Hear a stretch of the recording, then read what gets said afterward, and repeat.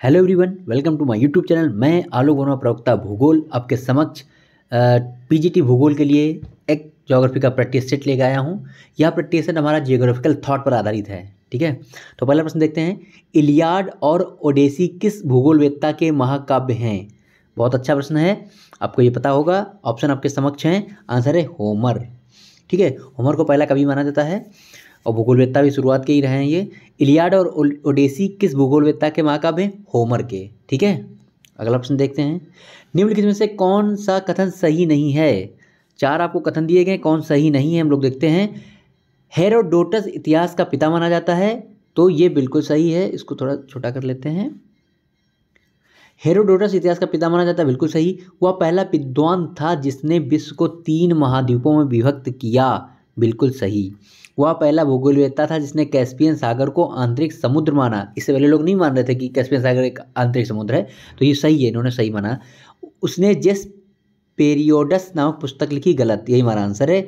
जेस पेरियोडस नामक पुस्तक लिखी है हिकैटियस ने, फादर ऑफ ज्योग्राफी हिकैटियस ने जेस पेरियोडस पुस्तक लिखी है, तो डी हमारा गलत था, यही हमारा आंसर है। ठीक है, मिस्र नील नदी का उपहार है, या क्या कथन किसका है? ये तो बहुत बार प्रश्न आ चुका, आपको पता भी होगा, अच्छे से याद कर लीजिए, समझ लीजिए। आंसर क्या है? सी, हेरोडोटस, हिस्ट्री के जो पिता हैं, उन्होंने कहा था कि मिस्र नील नदी का उपहार है। मिस्र कहाँ है आप जानते हैं? अफ्रीका महाद्वीप में है, और यहाँ से निकलती है 2 नदियाँ मिलकर के ऐसे नील नदी बनती है, मिस्र होकर के भूमध्य सागर में गिरती है। विश्व की सबसे लंबी नदी है नील। ओके, असवान बांध भी बना हुआ है।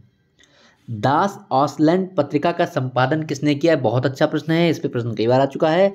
दास ऑसलैंड पत्रिका का संपादन किसने किया? आपके सामने ऑप्शन है, आंसर क्या होगा? सी, ऑस्कर पेशल। ऑस्कर पेशल ने इसका संपादन किया। बहुत बार ये प्रश्न आ चुका है, याद कर लीजिए, दास ऑसलैंड।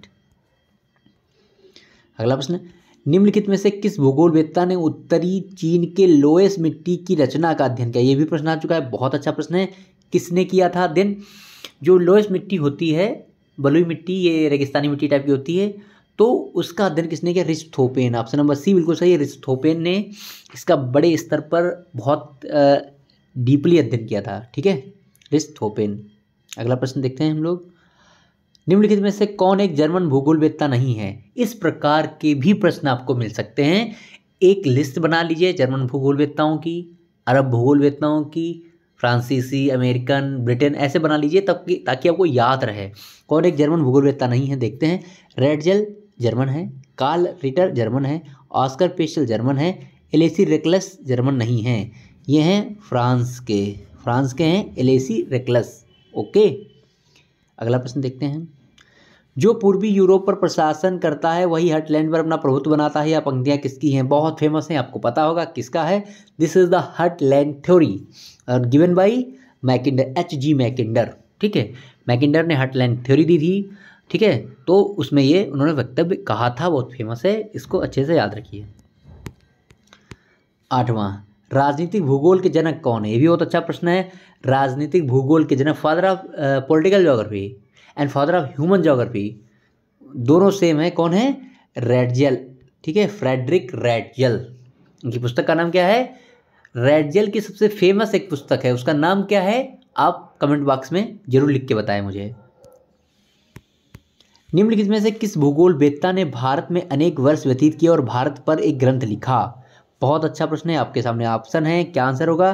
अल-बरूनी। अरब भूगोलवेत्ता है अल-बरूनी, भारत में रहे, उन्होंने भारत पर एक ग्रंथ लिया, उसका नाम क्या है? किताब उल हिंद। क्या नाम है? किताब उल हिंद। ओके, अगला प्रश्न हम लोग देखते हैं। किसने राज्य का जैव सिद्धांत प्रतिपादित किया? बहुत अच्छा प्रश्न ये भी है, किसने किया था? ऑप्शन आपके समक्ष है, आंसर क्या होगा? Ratzel, Friedrich Ratzel. इन्होंने राज्य का जैव सिद्धांत प्रतिपादित किया था। ओके, निम्नलिखित में से कौन सही सुमेलित नहीं है? यहाँ पे सम्मिलित करता, गलत हो गया। निम्नलिखित में से कौन सही सुमेलित नहीं है? अलेक्जेंडर वान हम्बोल्ट जर्मनी, बिल्कुल सही। एलन चर्चिल सैंपल ब्रिटेन, बिल्कुल गलत। पीटर हैगेट ब्रिटेन के थे। जीन ब्रून्स फ्रांस के थे, बिल्कुल सही। बी हमारा आंसर, ये गलत मैच था। एलन चर्चिल सैंपल जो थी वो रेडजेल की शिष्या जरूर थी, पर वो अमेरिका की भूगोलवेत्ता थी। कहाँ की थी? संयुक्त राज्य अमेरिका की। ठीक है, अगला प्रश्न देखते हैं। ब्रिटेन में परिमाणात्मक क्रांति को मुख्य रूप से किसने आगे बढ़ाया? ये भी बहुत अच्छा प्रश्न है। परिमाणात्मक क्रांति को किसने आगे बढ़ा था? आंसर हमारा पीटर हैगेट। क्या आंसर है? Peter Haggett. पीटर हैगेट और आर पीट, इन लोगों के बारे में थोड़ा ज़्यादा पढ़ लीजिएगा अच्छे से, इनकी बुक्स वगैरह बहुत काम है इन लोगों का, प्रश्न आता है। पीटर हैगेट इसका आंसर है, ठीक है। अगला जो है आंसर, जो प्रश्न है, निम्नलिखित में से कौन सी पुस्तक पीटर हैगेट की नहीं है? Vocational analysis in human geography है इनकी पुस्तक। Geography a modern synthesis book इनकी ये भी है। मॉडल्स इन ज्योग्राफी ये भी पीटर हैगेट की है, तीनों बुक। डी इनकी नहीं है। ज्योग्राफी एंड सोशल जस्टिस ये स्मिथ की है, ठीक है। ज्योग्राफी एंड सोशल जस्टिस ये स्मिथ की है, बाकी तीनों ऊपर वाली पीटर हैगेट की पुस्तकें हैं, ठीक है।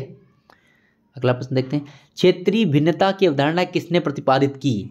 क्षेत्रीय भिन्नता की जो अवधारणा है वह किसने प्रतिपादित की? रिचर्ड हार्टशॉर्न ने। रिचर्ड हार्टशॉर्न ने प्रतिपादित की है।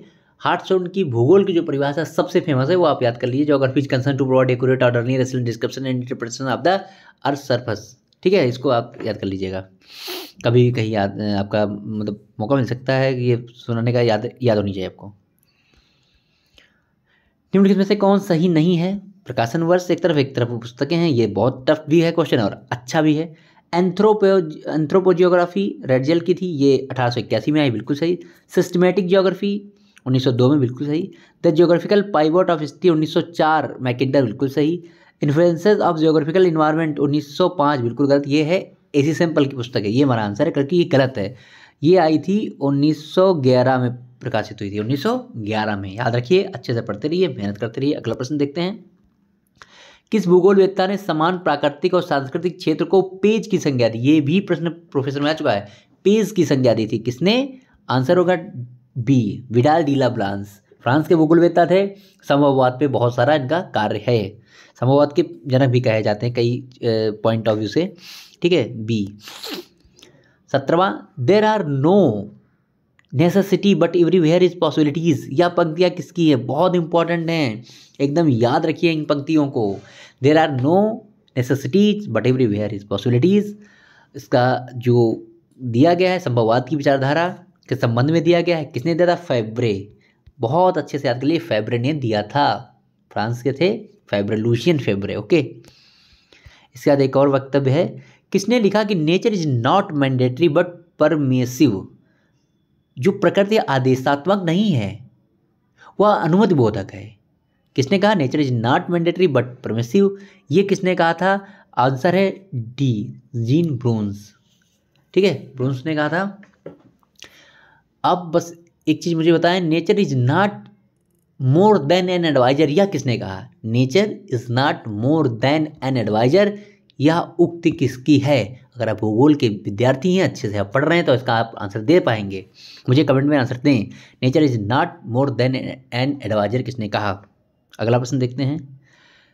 Civilisation and climate, civilization and climate पुस्तक किसकी है? बहुत अच्छा प्रश्न है, अच्छा प्रश्न है, याद कर लीजिए, समझ लीजिए। सिविलाइजेशन एंड क्लाइमेट पुस्तक है हंटिंगटन की, ऑप्शन नंबर सी बिल्कुल सही है। हंटिंगटन की ये पुस्तक है, इंपॉर्टेंट है। डार्विन की पुस्तक ओरिजिन ऑफ स्पीसीज, बहुत अच्छा प्रश्न है ये। डार्विन की जो पुस्तक थी ओरिजिन ऑफ स्पीसीज, इसका कब प्रकाशन हुआ? 1859, बी सही है। इसका बहुत महत्व है भूगोल में, कई लोगों ने इस पर स्टडी करके कार्य किया, जैसे रेडजेल हैं और कई लोगों ने बहुत इससे प्रभावित रहे हैं, तो इसको आप याद रखें। कम ही प्रश्न थे, बहुत प्रश्न बनाने में समय लगता है, इसलिए कम थे। मैं कोशिश करूँगा ज़्यादा प्रश्न देने की। धन्यवाद, पढ़ते रहिए, मस्त रहिए।